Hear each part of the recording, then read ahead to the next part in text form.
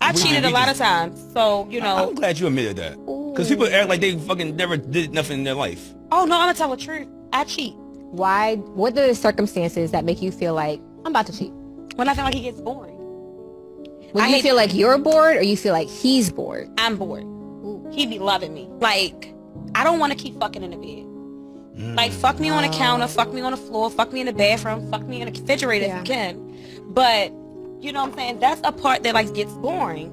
Like, it's the same positions all the time, the same thing. You know, you're saying the same things all the time. Like, do something different. You know, but, like, when soon as you do something that's supposed to be, like, out of the norm, they're like, oh, you're not supposed to do that. You're a lady. You're supposed to be a lady, or you're a hoe, or you're this. No, I'm human. Like, if I'm not happy, I know somebody gonna say, well, if you're not happy, why you stay? Bitch. It's complicated. Sometimes, it's complicated.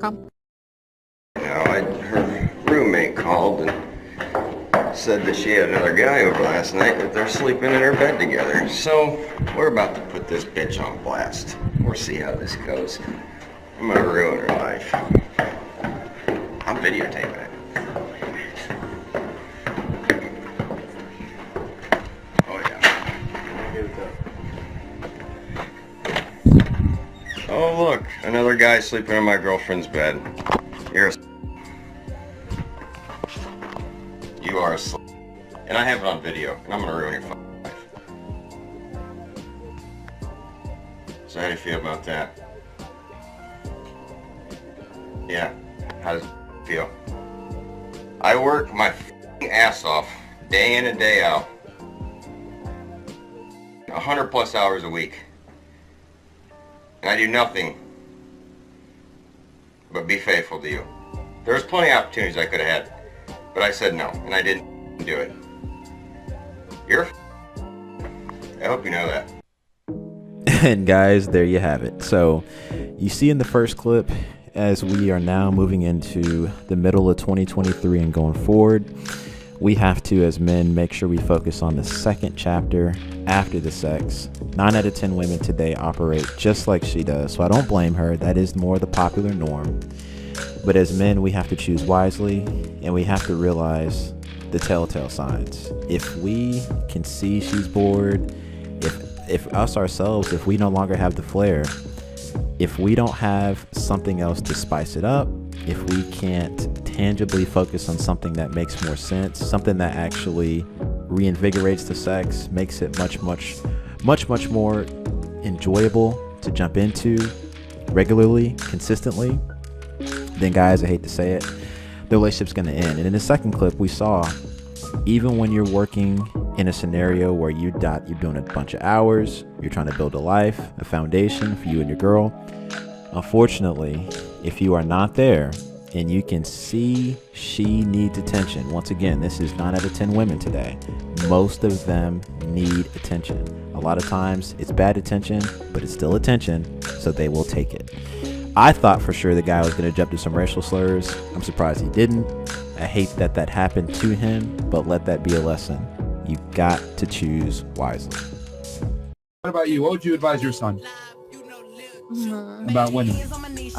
Women are very good at manipulating, and 9 times out of 10, you're not the only one. Damn. You ain't the only one. Is that from experience? For sure. Let her speak, please. At the end of the day, it's important to have a man in your life. It's really important because of the simple fact that just seeing my son raised without like a father, it hurts. It really does. And you know what? I'm happy for you because it's like when you have that situation, you realize that it's like, this is my man, I'm going to worship him, and this is the family I'm going to create. When I'm a grandma and I have the whole entire room filled with my grandchildren, that is your real value. And no women really talk about that. Andrew Tate spoke about it here in the podcast, and that's something that he said that I will always hold to me because of my son. You know, my hope after watching that is that a lot of girls out there realize what she is saying is 100% correct. I love that at least most of the girls there could already see themselves in her position years ago, prior to the kid, I'm sorry. And to hear her now say down the road, 60, 70, even 80 years old, what her imagination of what life should be and where she's heading, and now the other girls have a chance to change it. So my hope and my pray is that they take her error and learn from it as they have time to get themselves back on the right track. Now, obviously, that's a big ask. Obviously, that's not the popular the popular pathway right now. I think everyone is just living in the moment for the most part, and no one's thinking really into the next 5 to 10 to 20 years. So hats off to her for at least bringing that up. I know that's not something most of them want to talk about, but as she said, Andrew Tate mentioned it, and a lot of things she says are very polarizing, so I understood why that stood out to her.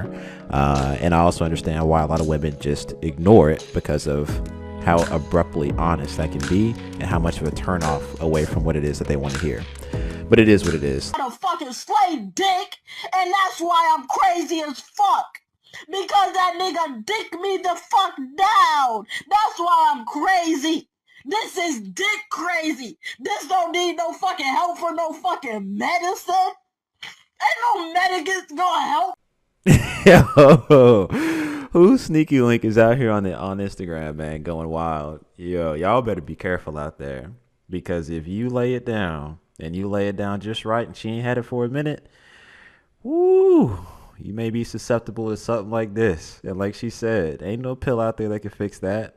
I mean, you may get yourself a toy, but there ain't too many things that's gonna be better than the real deal. And that right there is freaking hilarious. I appreciate you guys' time, man. Until the MA, look, make sure to like, share, comment, and subscribe. I'll see you guys in the next. Peace.